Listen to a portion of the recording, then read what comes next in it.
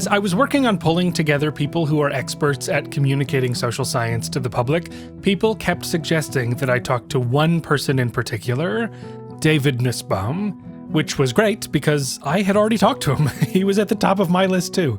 David is a social psychologist who teaches at the Booth School of Business at the University of Chicago, and I think he first popped on my radar years ago when I went to a panel discussion on sharing social psychology with the public at a major conference. David organized it and was super generous with his offer to help anyone who might be interested in publishing an op-ed based on their research. And for a long time, I think it was quietly understood that if you're a social psychologist and you have an idea for an op-ed, you go find David Nussbaum. But that understanding doesn't seem so quiet anymore. Just a few months ago, David launched a nonprofit organization called Zeitgeist Media. I talked to David back in December, before the site officially went live, but it is very much in the world now. The website describes the organization as helping researchers share their research with the public in an accurate and engaging way. Which, if you're listening to this podcast, there's a reasonably good chance that's interesting to you. You can sign up for a very useful monthly newsletter if you go to their website, and you maybe even found your way to this podcast because of that newsletter. It's great. Lots of links, lots of cool. I found like a whole bunch of cool resources on it already in just the last couple months. And you can also be on the lookout for all sorts of initiatives by Zeitgeist to help researchers expand their reach. It's not just op-eds, it's all kinds of things that David has plans for.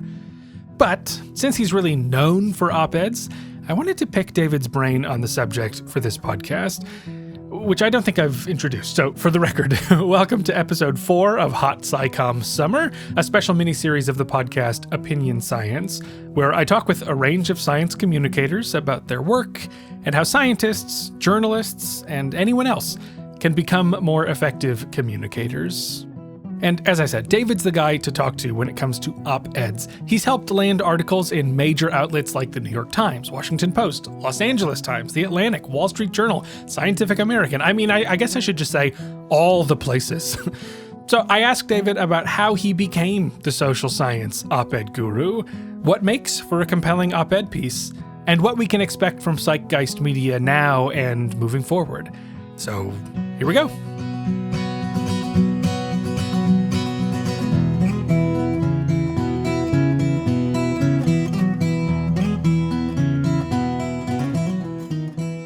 You know, you've very much carved out this path that went from sort of the traditional psychology research route into this domain of public engagement with psychology in various forms of media. And so why make that shift? What is it that brought you to doing the stuff that you do now? So it's mostly personal history. I was on the fence about a research career for a long time. I didn't have the patience it took to do the kinds of things that research required. My dissertation, I think, lasted 11 years from conception to publication, and I was a little sick of it, frankly, by like year 3. The shift happened, though. My wife got a job here at the University of Chicago, where I've now been teaching via nepotism for about a decade, and I wasn't going to drag her to some other job where we could both get a job that would be a step down for her, and would be something that I wasn't even really sure I wanted to be doing. So I was in this really lucky, privileged position where I had a good job teaching. It was an adjunct position, so I was teaching 10 weeks a year. It's now actually 9 weeks a year. Left me 42 weeks to figure out what I was going to be when I grow up. And I really wanted to stay connected to this field that I loved, and to the people who were in it, who were doing all this research that I continued to consider a really core part of my identity. And I set out to figure out how to do that. And the two paths that seemed really interesting and attractive to me were translating psychology into policy. And so I've done a bunch of that. Happy to talk about that more. And then translating psychology into English. And that started with me doing some writing, starting my own blog. But pretty quickly, I picked up the reins of the blog for SBSB, which I wouldn't say I launched because there was a blog there, but there was about one entry every 4 months. And the person running the blog was a real mensch who was doing everything he could, but what he took on was not the blog, it was the website. And he ended up getting really bogged down in sort of member services and getting people refunds for their memberships that didn't go through and couldn't really spend much time on the blog. So I relaunched that blog, and that was the beginning of what I do. Really, serendipity helped because I was hustling around writing blog posts that got 150 views, and I was excited by that. And then the blog, the SPSB blog, launched called Character and Context, which still is active today. And we get 500 views or 1,000 views or 2,000 views on some big stories. And then one day, an editor from the New York Times reached out to my wife. They had the same last name, and he thought, oh, maybe we're related. He just happened upon it. He was looking at the Booth website, looking for a friend of his from college, and so it turns out they're not related. But he found her research on superstition really interesting and reached out to her. And he was editing a column that is sadly now defunct that came out in the New York Times Sunday Review called Gray Matter. And they would publish something on social science and usually psychology every Sunday or almost every Sunday. So he asked her to write about superstition. She was like, nah, do you want to do it? She asked me, and we did it together. So we co-wrote that blog. That was back that column. That was in 2013, and that began a relationship that I had where the things that I would try to put on the SBSB blog, when they seemed like they really deserved a bigger audience, I would send to the New York Times, and once in a while, and then increasingly, they would publish them. And that sort of began what I do now. What a bizarre that as a story. That's great. Like, under what circumstances would that lightning bolt happen where someone's just like, oh, are we related? Yeah. Oh, and also like, let's have a career moment for your partner. Yeah, it really shifted what I do in some ways. It certainly accelerated it and pushed it in a direction where it occurred to me that this was something that was a really useful gap to fill. That, if the way that the New York Times is finding people to write for them is scouring random websites, Right. there's got to be a better way to do it. And so that's sort of the role that I filled in, sort of a little bit at a time. So it was a favor here and there, and then it became a bit of a hobby where I'd look for people. I'd be like, oh, I talked to the New York Times editor, and they're looking for things. Your research seems like it could be a good fit. But then I would end up with pitches that the New York Times thought were interesting, but not publishable for whatever reason. And so it seemed like they should find another home. And so I started building relationships with, the LA Times and the Washington Post. And now we have hundreds of pieces and dozens of outlets. And it sort of really just grew organically over time. I don't know if I would have got there if not for this serendipitous connection. But it was something that I was ready to jump on, at least when there was that knock at the door. This just, I think, pushed things in the right direction with a real useful shove. So you were managing this blog, and then, as you said, occasionally one of the articles that would come through the blog seems to be sort of big enough that it would be worth pitching to somewhere like the New York Times. So could you kind of differentiate like the kind of article that makes sense as just a blog article and the kind of article that makes you go, oh, maybe this deserves a bigger audience? Like what features are you keeping an eye out for? So what I've learned over time is that there's a lot of things that you wouldn't necessarily think of as front page New York Times articles that, thought of, framed in a way that makes them accessible, can be. So there's not a bright line, but there's certainly things that I look for. But mostly I kind of try to take the perspective of the average reader and think about, when I see that article title or I read that abstract, do I think, oh, that's interesting, I'd love to know more about that? And that's contaminated, obviously, by my own interests. But I was just reaching out today to Brian Lucas, who's got a new paper on two different approaches to creativity. And that when you think about creativity in these two different ways, the way you approach creativity, you do creative work changes. That's just on the face of it seems really interesting. Um, Something that a lot of people might be interested in a way that some papers are not, right? Some papers are just inside baseball, like a scale development paper. Or I just got a pitch recently about how many billions of dollars of service psychologists do editing and reviewing articles that are unpaid, and all the profits go to Elsevier and all these companies, which is really interesting to psychologists, but nobody else cares. Like, cry me a river. You got a problem, figure it out.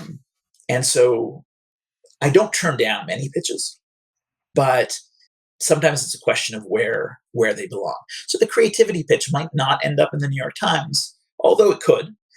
It might end up at a sort of outlet where I was thinking like Fast Company, that they're all about design and creativity, and they would be particularly interested. Although it's worth really thinking. I was having a conversation yesterday where we were discussing the idea that there's not enough psychology in less highbrow outlets, right? We've done a couple of pieces for the USA Today, for instance, about vaccination and what leads people to be vaccine hesitant. Um, but there's plenty of room for psychology. People are really interested in psychology. I mean, anybody who's taught a psychology class knows that everybody's an amateur psychologist, and so they love thinking about these sorts of things. The other big thing, that the big currency in op-eds, in what editors like to put out in the newspaper, is counterintuitiveness. And that, again, it's an art form, because science in some way can be counterintuitive. It can be really surprising, but fundamentally it shouldn't be, right? Fundamentally, science is incremental. And I really try to push back against the idea that new findings should blow your mind, because findings that blow your mind probably are blowing your mind because they're not really true, or they're true in a very narrow sense.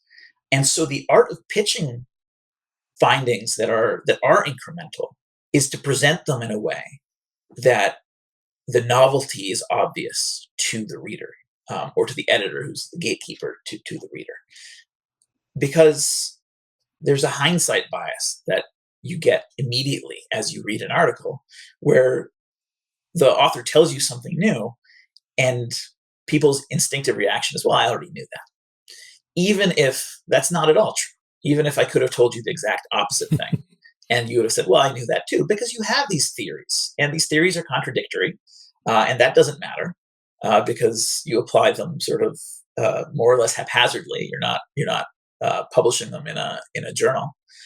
And so when you hear that one side is true, that seems consistent with what you kind of thought all along. And so presenting things in a way that makes clear what is novel, how else we might have been thinking about this, and what part of that is true or not true. So there is often novelty, right? I'm working on a piece right now with a researcher at Duke about how conservatives are sort of on the hook for sharing most of fake news. But his research finds that it's not all conservatives, it's a particular subset of conservatives. And that's new. That's something we didn't know before, and that's interesting. It has various implications. But other work is sort of, I'm working on work around New Year. There's a lot of work on motivation.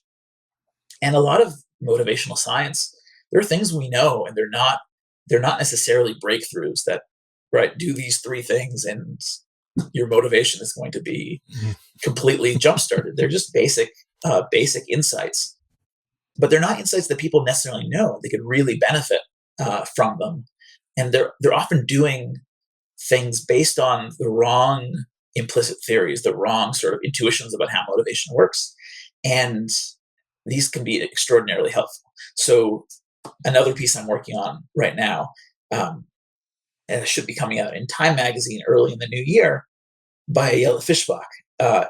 People think of resolutions as these things that should be serious, and these are things that you need to commit to and think about as, this year I'm really going to eat well, or this year I'm really going to make sure I exercise consistently. And the truth is almost the opposite. You really want to think about how to make that experience fun, because that's what's going to make you stick to it. If it's a serious, boring chore, you'll stick to it while you're in serious, boring mode for the first 3 weeks of the year, and then you're going to give up. But if you got a friend that you like going running with, or if you enjoy the foods on your diet rather than have to hold your nose and swallow them down, you're way more likely to stick to your motivations. And in some ways, that's one of exactly the example of a thing that you might read and be like, oh, that's obvious. Of course you should like the things that you do. But that's not how people are thinking of it generally. And correcting that mistake, even if people don't realize it's a correction, it's just like re-emphasizing something that they knew all along, can be extraordinarily valuable. So the conversation about novelty and counterintuitiveness and what are readers looking for kind of raises the question of like, what is ultimately the purpose of this activity? So you mentioned you kind of distinguish between translating to policy and translating to English. And translating to policy is kind of a very clear, like, okay, I totally buy that is a necessary and life-changing way of using social science. Mm-hmm. But when you think about like why write an article for the New York Times about some studies that some psychologists did, are you thinking about like ultimately why do we do that? Why would we want to do that? Yeah, so there's a few different answers at kind of different levels. The most basic one, and the one that's sort of in mind for me most of the time, is just because it's interesting. I love this stuff. A lot of people find it really interesting, and so they want to read it. And just that intrinsic version of forget that it's useful, forget anything else. It's fun to read. This was an interesting study. There's no reason why I should be restricted to the 11 people who read it in the journal article. Let's share it with the world. And that's really something that, as a field, every NSF grant asks you to explain. How are you going to disseminate this to the public? They're funding our research. The least we can do is tell them what it is that we're doing.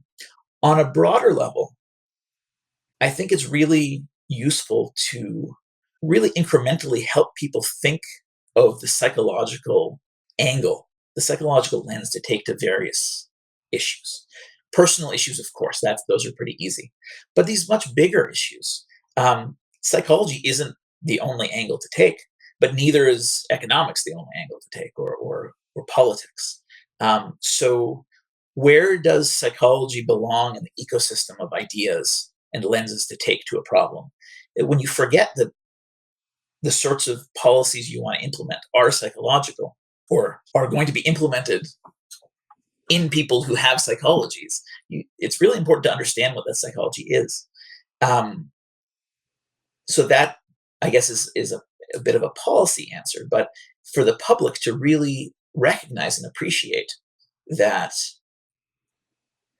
understanding the psychology, being fluent and thinking the way a psychologist thinks, while it isn't the only way to think, if that perspective is absent, which it is to a much greater degree than I would like it to be, then you have this big blind spot. And so we're trying to fill that blind spot with, to use a metaphor that I probably am not well equipped to use, the way sort of a pointillist draws in these little dots and it turns into a picture. Or I don't know if you know the Chuck Close kind of, you make a picture out of a bunch of smaller pictures, and when you zoom out, you see it that all the little pictures make a big picture. Each one contributes to a public understanding of psychology and what it is we do, and what that perspective adds to your understanding of the world. Yeah, I do think the sort of proliferation of popular psychology books and media and articles has really kind of helped to address that issue of people thinking psychology means therapy and, clinical practice, which of course it does.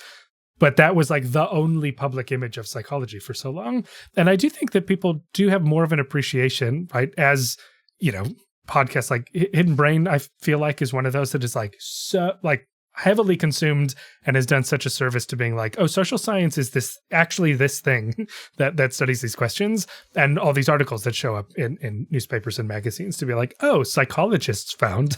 And in some ways, owning that word. I'm fairly quick oftentimes to distance myself from the word and refer to myself as a social scientist in these kind of public spheres.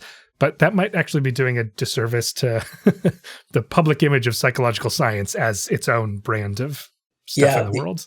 The other rebranding that we've undergone is calling ourselves behavioral science, which has been extraordinarily useful, but resented by psychologists to the extent that, well, it's psychology, let's own it. But I can see merit to sort of at least marrying the two and bringing in more converts through the lens of behavioral science, which just sounds more sciencey than the version where you stand where you imagine a person lying on a couch and telling somebody about their dreams and having somebody interpret them. So let's jump into the process. So I had asked you to nominate a recent article that we could sort of track the trajectory of its movement from idea to final printed thing. And you had sent this Washington Post article by Nick Epley and crew about having deep conversations with strangers. And so using this as a model, I'm wondering if we could kind of step through, like, let's imagine someone has the idea for something. What are all the pieces that need to happen before it actually becomes an article in the Washington Post? And maybe it takes several hits before you get to that place, as it sounds like was the case with this one. So in this example, if you could just sort of like a 2-sentence summary of what this article was about, just to give some context, and then what was step one of this becoming an article in the Washington Post? So the article is about new research that's part of a larger program of research, but this research finds that people underestimate how much others are interested in having more than a superficial relationship, going beyond small talk. They want to share something with other people, but they assume that other people aren't that interested. And it turns out actually they are interested, and people prefer those conversations. And recognizing that people want to have those conversations opens the door to actually having them. When you actually have them, everybody's happier. You're happier, the other person's happier. And really, those sorts of conversations are the sort of the essence of a kind of lives that we like, that are rewarding. This article started with a draft, which is a little unusual. I often start with a pitch, so I'm happy to talk more about that. But this one, there was already a draft in place. Nick sent me the draft, and it was my job then to figure out a good way to pitch this. You need to get an editor's attention, and you need to do it really pretty quickly because their inboxes are overflowing with pitches. One advantage that I have is that, having pitched hundreds of these, I've managed to build up a relationship with editors, so they recognize my name. And there's some value to them of sort of keeping up that relationship, because I'm an ongoing source of material that they like to publish. But that didn't help very much. I sent it around a bunch of places before it got in. This isn't so unusual. It was very close. We pitched it to the New York Times, and they liked it, but it just wasn't quite, didn't quite clear the bar. The New York Times bar these days is particularly hard to clear. But that was one of 6 or 7 pitches that I pitched to the New York Times in one go, and that was the one they wanted to hear more of. So they were interested in it, but it didn't quite clear the bar. Not a very unusual situation. A good sign, really, that if the New York Times almost published it, that this should have legs. But the same thing happened. We went to the Atlantic, and the Atlantic can be a little bit slow getting back to us, so it's sort of lingered there for 2 or 3 weeks before we got a thanks, this sounds great, but it's not going to work for us. By the way, rejection is something you get very used to in this field. Persistence is really important because there's a lot of noise in the process. You could have pitched it on Tuesday and it would have got in, but by Wednesday it's not. And so you really can't take it personally. Although for me, that's particularly easy because it's not my baby the same way as it is for an author. So then we pitched it to the Los Angeles Times, and I had pretty high hopes for it there. It seemed like a good fit with their sensibilities. And their queue was kind of filled up. And so we started to kind of lose hope. I generally would land a piece like that, meaning I would find some place to put it where it wouldn't have the reach it would have where it ended up in the Washington Post. But getting something published anywhere is a worthwhile thing to do, even if the place doesn't have a circulation of millions. Because as long as it's got a reasonably reliable brand, a lot of the circulation of these pieces happens on social media.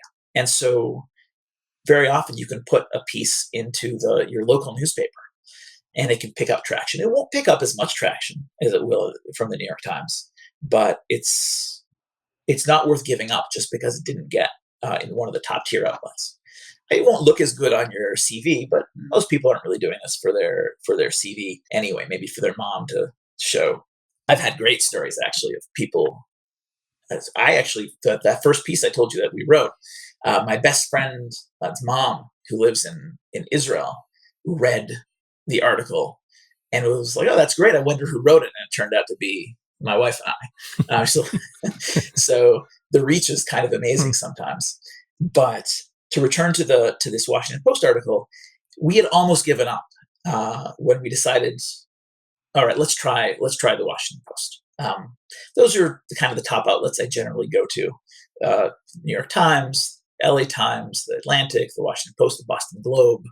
Time Magazine is a new one that I've been trying. But usually once you go to 2 or 3 and you strike out, it can be worth going to the next 3 or 4, but sometimes it's worth cutting your losses and deciding, for whatever reason that I didn't necessarily anticipate, this story doesn't quite have the traction. Turns out that would have been a mistake here because the Washington Post jumped on it. They loved it. And the story's done really well. I don't have the numbers sort of organically for what happened at the Washington Post, but I've seen it picked up in any number of places that sort of curate the news and share things about psychology. It really got a lot of traction. It resonated with a lot of people. So to be clear, there was a draft, but when you were reaching out, you weren't sending this draft, right? You were sending your pitch of the article. So because there was a draft, I was sending a pitch and attaching the draft. Usually the way I try to work with academics is I try to minimize the upfront investment that may end up going nowhere. Because that's a big barrier to people writing, is that they feel like they're going to have to spend hours and hours doing it, and then it's going to flop and go nowhere, particularly if they have to do it themselves, right? So you send it to the Washington Post mailbag, and 3 weeks later you haven't got a response because most things don't get a response. If they do, it's often from an intern who doesn't really know good writing from bad writing, interesting science from uninteresting science. And so it's just kind of a bit of a dead end. So by going with a pitch process, what I'm doing is I'm asking for a very small upfront investment, 15 minutes or so to come up with a pitch. We polish it together, and then you get to kind of sit back and relax until I come back to you and say, the New York Times is interested, or the Houston Chronicle is interested. Then you write the draft. And the advantage of writing the draft then is that you can suit it, you can fit it to the publication you're writing for. So a New York Times piece is not going to look the same as a piece in the Harvard Business Review or Time Magazine. They have different formats, different sensibilities, different lengths. And you can also get some feedback from the editor who says, here's your pitch. I'm really only interested in that second part. The first part, you can cut that. So instead of spending hours drafting that part, you can start without it. But most importantly, your chance of success is now massively increased. So I would estimate sort of 5 to 50 times more likely to get in at any given place. Some places you're saying it's more likely to get in if you start as a pitch than submitting a full draft. If they greenlight the pitch. If they greenlight the pitch, some outlets are just committed to it at that point. So you can think of it as on the sort of R&R continuum. Some places will give you an R&R, and there's still a pretty good chance they're going to pull the plug at some point because you haven't satisfied what they want, and they hand out these green lights a little bit more liberally. I'll take a look at a draft of that, and then go, no, sorry, not for me. But a lot of places, first of all, you can get a pretty good sense of how serious they are about it, but also they're pretty committed. So the LA Times is a great example. The editor there, once she's committed to a piece, she's going to make it work. Um, and so now the expected value of writing that draft is massively higher. And so it's a commitment that you can, at the very least, you know what you're getting into. You can enter it with open eyes rather than this sort of dark corridor where you really don't know what's on the other side.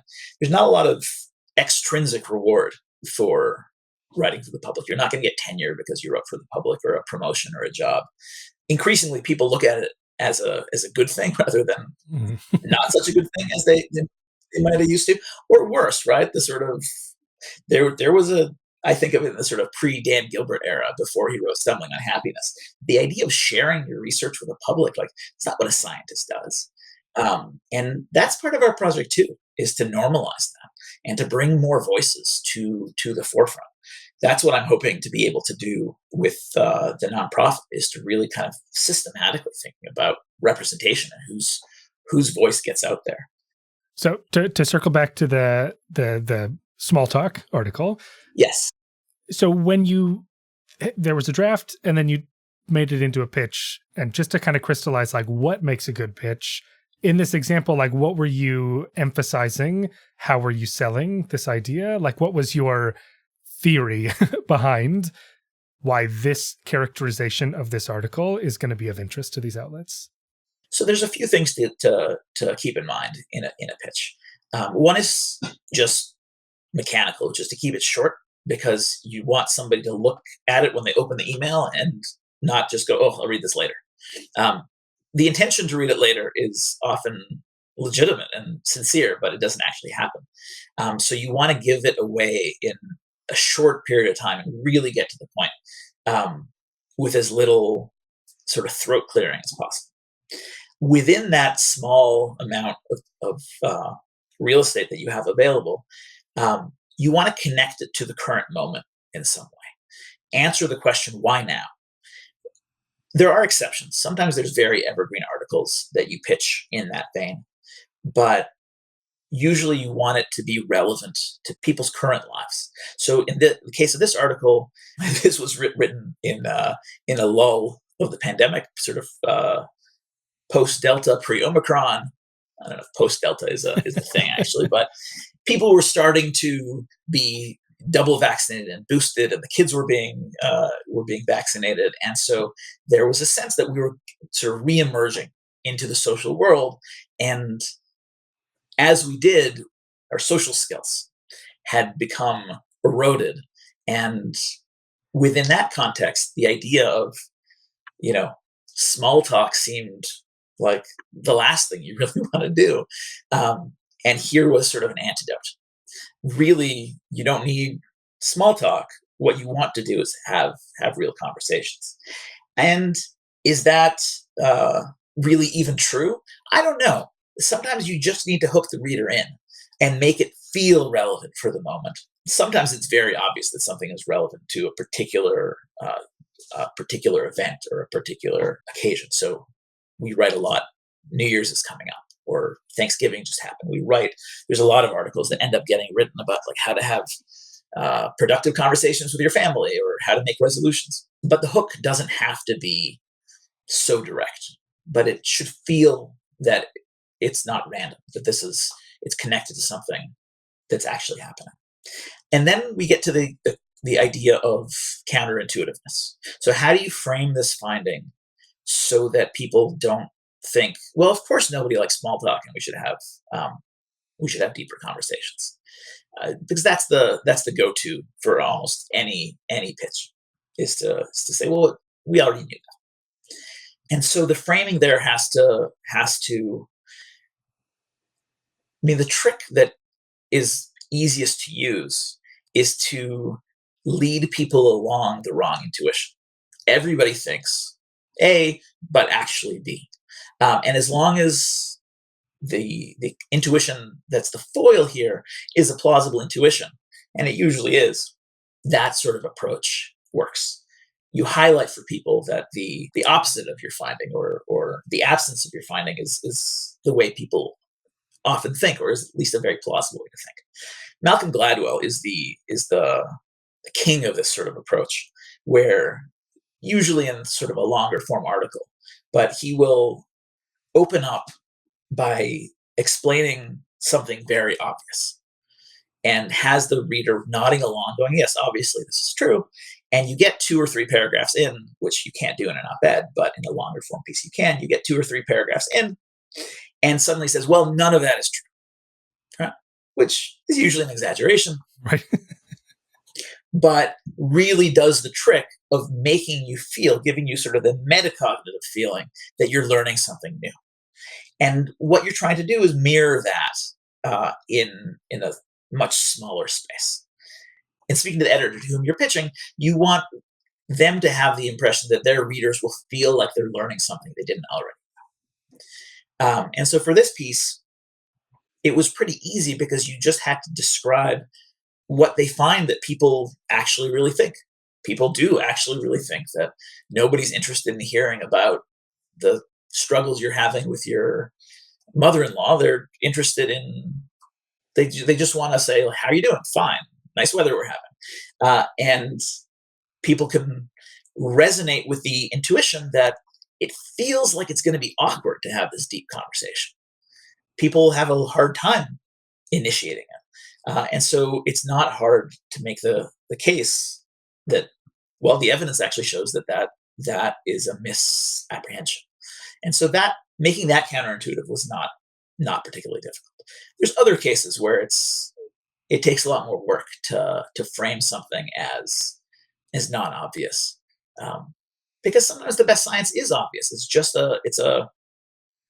It's something that culturally we may have known for a long time, but it wasn't scientifically proven, and there were other hypotheses that you might have entertained.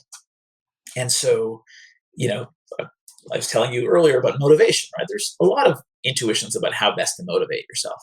And it's not like nobody ever thought of the idea that, running with friends rather than running alone is better. But we didn't really understand how much better or why, and what parts of running with a friend are really doing the work, and what parts are sort of superfluous. And so packaging that in a way that helps the editor recognize that this will be useful and interesting to their reader, rather than sort of an eye roll, be like, well, yeah, that's obvious, I already knew that, is really the other key to an effective pitch. So to the point of the counterintuitive thing, one thing that I noticed that was interesting in this article is this paragraph toward the end that's like but of course it wouldn't always be the case that you want to have the deepest conversations with everyone. And it does strike me that there is this kind of the scientist perspective is always to say but we have to acknowledge. The reason I thought of it is as you're describing the reader going oh, wow. I kept thinking, well, there's got to be readers who go, well, that doesn't match my intuition, and so I'm going to discard it. And so that's kind of a nice way to kind of capture both a scientific caveat and also a nod to the reader who's skeptical to say listen, we know we're not trying to say this is the absolute truth of the world. But it does strike me that it's an important tightrope to walk where you don't undermine everything you just said, but you're also being honest and truthful and true to the scientific spirit. So I'm just curious, you've done so many of these and working especially in the psychology space. How do you approach the necessity of those kinds of caveats and framing them in a way that makes sense to the bigger goal of the article? Yeah, it's a great question, because you want to be careful not to undermine yourself, but also you really want to be careful about generalization, because most of the time we're taking things, even field studies don't generalize across contexts perfectly. You're giving somebody insights into the psychology rather than necessarily a recipe for how to live their lives. But as much as you might believe that, it's still going to be picked up often as oh, I learned that I'm supposed to do these 3 things in this order, and then my life will be 12% better. And we don't have those kinds of answers, and we don't want to pretend that we have those kinds of answers. Right. So the insight from this article is not necessarily that you want to give your life story to every person you sit next to on the bus. It's that when you would like to go deeper with somebody and you're feeling awkward about it, to correct that a little bit, to correct that intuition, to say, well, maybe let's try. Is it always going to work? No, not necessarily. And so the question is, how do you convey that you're only sort of giving broad advice, not the science of how conversations work. Even though they've been studied scientifically, there is not a science that will tell you exactly across all situations and all people and all contexts how that's going to happen. So transparency is really useful. It's really useful to draw a line between um, what your research says and where speculation begins.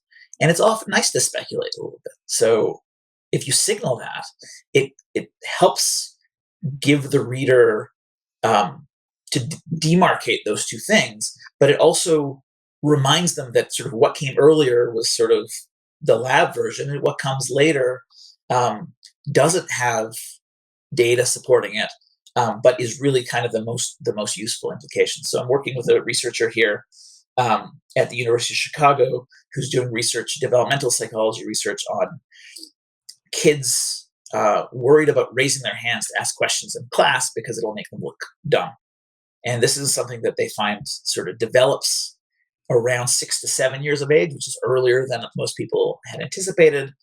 And understanding that this concern about not seeming smart if you put your hand up and ask a question is something that could be on people's minds, on kids' minds, is a really important insight for teachers to appreciate what's going on, for parents to communicate with their kids sort of the values that it's important to be learning, for instance. But they don't have any data on putting it out in the world. And so it's really the second part of the article clearly sort of demarcates. So the implications here that we don't have data for, but we're speculating, and it's informed speculation, but it's speculation nonetheless. Here's the kinds of things you could consider. How do you normalize question asking? How do you make it seem like that learning is valued, and that just being smart is not the goal? That can make it clear to people that here are things that you could try, but also makes clear to people that what came before, the science, does not necessarily generalize. Otherwise, I tell you, here are the things you have to do. So here's step one, step two, step three. We've tried all these things and they work. That's not where the science is at, and so it helps make it clearer. But it's a challenge. I think you're totally right that it's a fair criticism that many articles will leave at least some readers feeling like we have a better answer, a more complete answer than we actually do. And so throwing in some caveats is helpful, even if just to kind of remind the reader that science is incomplete and fallible, but this is our best attempt so far. Nice. So by means of wrapping up, I wanted to make sure I gave you a chance to talk about Zeitgeist and what it is and why you're doing it and what people who want to make use of it or be part of that community should do, where they should go to find more. Mm-hmm. So, as I was telling you at the beginning, this whole enterprise started serendipitously, and then I would do a favor or two to somebody who wrote to me and said, "Hey, can you send my thing into the New York Times?"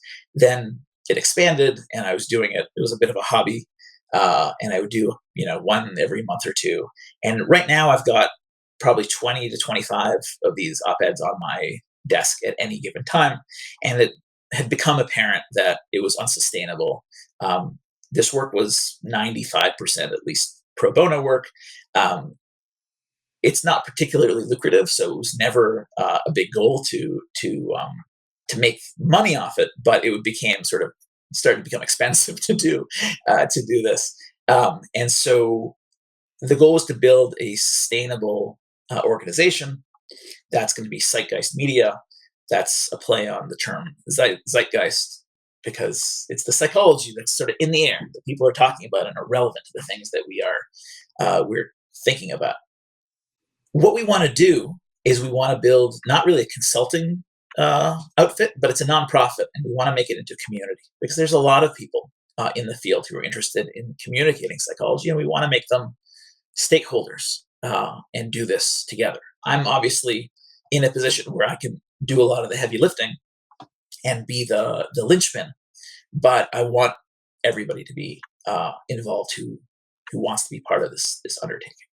So it's going to be a membership organization. It's going to launch in February of 2022. Before then, we have a Twitter account, Zeitgeist Media, at Zeitgeist Media. And if you want to contribute, you can go to our provisional website. The full website will be up in January, but the provisional website has a form there. You can sign up for a newsletter. That's at zeitgeistmedia.org. And out of the gate, the goal is to do what we've been doing all along, to start with our core strengths, which is op-eds. But we've recognized that the same pitch that can be a pitch to the New York Times or the Washington Post can also be a pitch for a podcast. I'm not well networked into the podcast world. I know the people at Hidden Brain, for instance, or Freakonomics, but this is a space that we would love to develop into. And the more people sort of drag us in that direction and are willing to contribute to that, the faster we'll get there. Same with supportive books. A lot of people are writing books, as you may have noticed, but a lot of people are forced to reinvent the wheel with only a little bit of help. And so we're looking to support that too, with a resource about what to expect, what big decisions you're going to need to make, and some community, which also is something that a lot of authors are looking for. People who have been or are in the same sort of same process in the trenches with them. And other forms of media, video and newsletters, and any space that people want to pull us, even if we don't have the bandwidth to make a big investment in it. As a platform, we're happy to support that and help catalyze it. I think there's a lot of things that are hard to do independently that having a meeting place, having a platform to support them will make it a lot easier. So we're super excited to see what the next year brings. I think we're taking that as entirely a learning experience. There's a lot of management that I have no expertise in that I'm going to have to learn on the fly. And so I'm prepared for a lot of surprises. So if by the end of the year, we're roughly where we were at the beginning of the year, that's totally fine. But I'm also really excited to see where things take us. Because the thing that I found in the last decade of doing this is that there are a lot of people who are very interested in sharing the research that we do and are excited to do it and have some difficulty making that happen. And on the other side, there's a lot of people who are really interested in it. And so to the extent that that we can build that bridge to connect those two sides, I think there will be a lot of enthusiasm for that. It feels like to date, I've been in a sort of a little boat rowing across back and forth, and the goal is to build a bridge and to not really be necessary. That if I disappeared, got hit by a bus 5 years from now, that this bridge would still be in place, and we would be able to do this effectively and sustainably as a field. Very cool. Yeah, I'm looking forward to seeing how this thing grows. And also just want to say thanks for taking the time to talk. My pleasure. Thanks for having me.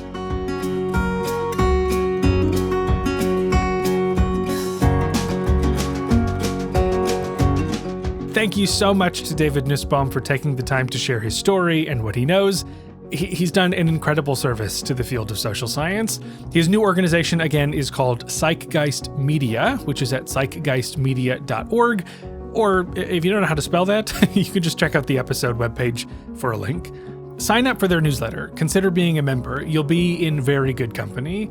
This series on social science communication is a special presentation of my podcast, Opinion Science, a show about the science of our opinions, where they come from, and how they change. You can subscribe any old place where they have podcasts, and be sure to check out opinionsciencepodcast.com for links to things that came up in this episode. I don't know if you hear that. My cat is trying to get in, so let me wrap this up. Once again, you can help spread the word about the podcast and this science communication series by sharing it on social media, passing it along to your SciComm loving buddies, and leaving kind reviews of the podcast online. Okie doke. Thank you so much for listening. Next week, right on the 4th of July, Independence Day, I'll see you back here to talk about how social science can jump from the research lab to the creation of public policy. One of our frequently asked questions from legislators is, why are researchers doing this? Who's paying you? They want to know kind of the special interest of why. And it's kind of a credibility thing that we can even say researchers aren't even getting paid for their time. They're just here because they want their work to matter and make a social impact. They want to make a difference. They want to help people. I'm Taylor Scott, and I am the Director of Research Translation Platform at Penn State's Evidence to Impact Collaborative and the co-director of the Research to Policy Collaboration.